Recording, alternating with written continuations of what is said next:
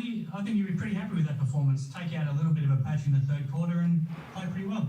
Yeah, it's been great. Like, you know, the boys are enjoying their basketball. That's probably what is most fun. But yeah, I'll definitely take the win. The energy looks like it's the thing that's changed over the last couple of weeks, and it looks like you're playing at the level you would hope, giving the effort you would hope, and it's amazing how things can change if you're just playing at that intensity level.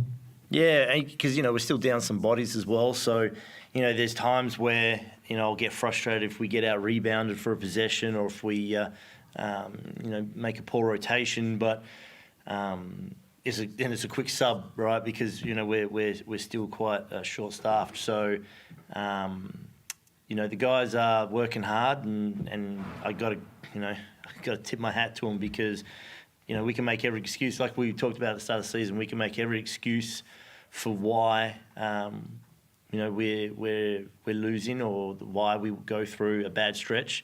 But the boys respond regardless if I, you know, deliver my message with positivity or with a little bit more venom to it. They respond, and, you know, that's what I love the group, and just because of what they're capable of doing.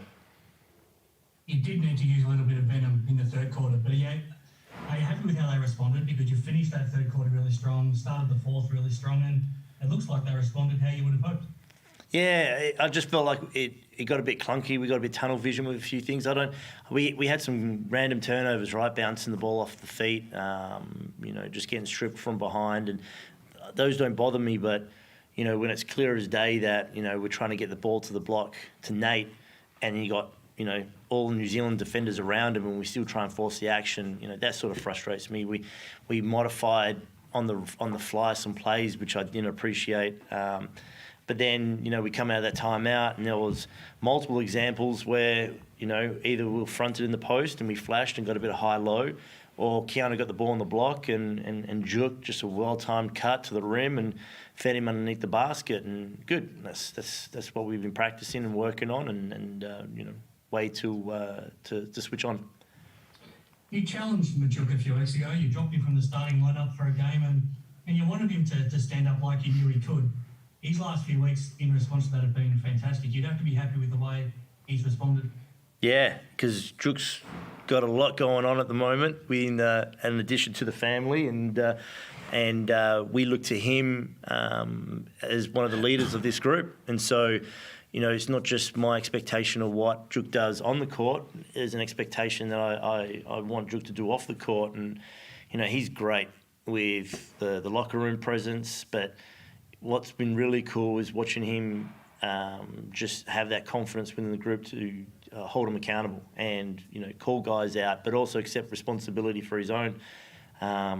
So, yeah, like, he's been amazing.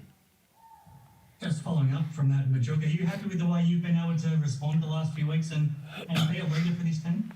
Yeah, I mean, I think I got a little bit too comfortable, and I was glad that Forde got on me, because you need somebody to hold you accountable. Like he said, we got a couple of guys on the team that trying to hold each other accountable, make sure we do the right things, and he told me, you got to be better, and I thought I did a pretty good job of it, trying to be encouraging to the guys and trying to do my job at the same time. So, yeah, I'm happy with it.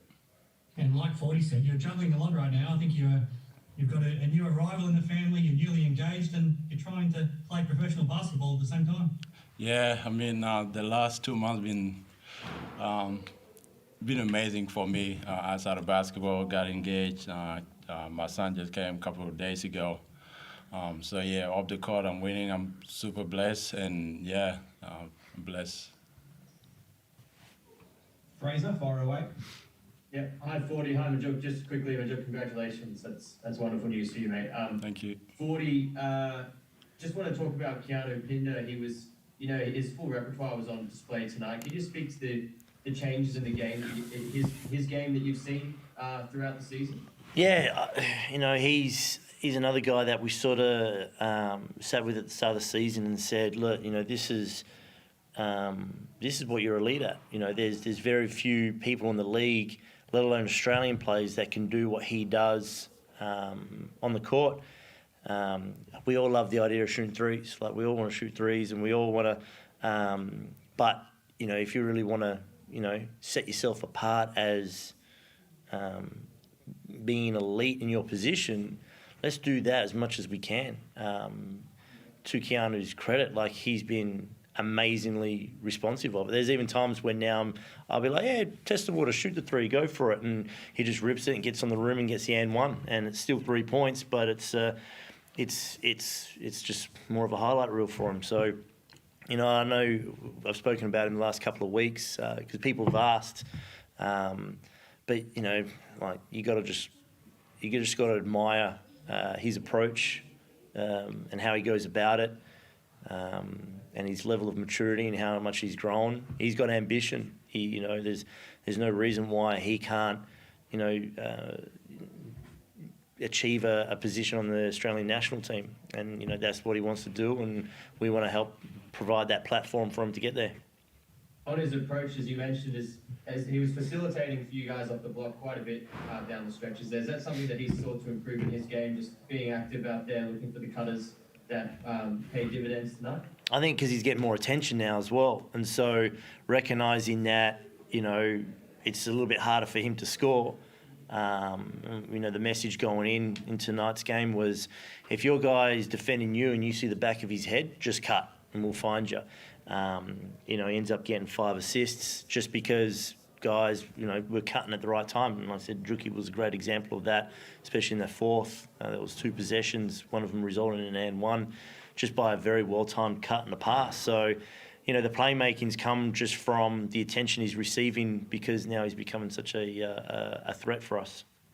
There was some late shot clock heroics by Scott tonight. Do you put that down to poor offensive execution, or did the Breakers just make the necessary adjustments in that third quarter? Yeah, both. It was poor offensive execution by us. I thought we were late just even to get into our offense. You know, by the time we, you know, got into our early offensive set, it was already 15 seconds down on the shot clock. So it's sort of hard to get to the back end of your offense, the secondary actions, when, you know, we've already put ourselves in a poorly timed position. But again, a lot of that credit obviously goes to New Zealand because they started picking up a little bit more. They started trying to pin the ball to the sideline. They're doing a great job getting up denying the lanes and making it hard to move that ball. And we were trying to advertise the pass. So the moment we recognised that, you know, guys, just look to score yourselves, just go out there and hoop. You know, that was the turning point for us. And last one for me, Coach. A couple of good wins over the past couple of days. What are you looking from your side as you head down the final stretch of this season? A few more wins, that'd be great. That's about it. A few more wins. Finishing strong. Finishing strong. Very good. Thanks, Coach. Thank you. Matthew, you can finish us off. Well, Forde, I guess, congratulations on the win again. It's been a while since I've been in here, but how does it feel, I guess, looking back right now, seeing how you guys have played over the last month or so, putting together what for the last 5 wins? Have you looked back and had that what-if thought, just considering how different it might have been if these wins might have been a bit earlier? No, I'm probably more excited about the potential moving forward. We can do a lot of what-ifs, but, you know, it doesn't serve a purpose. So I'm more excited now about the potential moving forward, you know, recognising the things that do work and things that don't work, and even some of my language, my communication, especially at practice. You know, we've changed up a few things that is, you look at it and you go, well, that's working as well. So, yeah, no, I'm definitely more excited about what the future holds. Speaking of the future, 2 blokes who have been impressing this year, Keanu, we've spoken heavily about here, and Bull as well. I guess when it comes to the future, are they guys you've already started discussions with for next year? Can you give us any update on that side? I will take a pay cut to make that happen. Like, quote me on it. Mark, Troy, I'll take a pay cut to make that happen if necessary. No, yes, they've been amazing. I think they fit the identity that we want here. So yes, like to keep Bull and Keanu and, you know, yes, like, yes. Awesome. Thanks, guys. Appreciate it.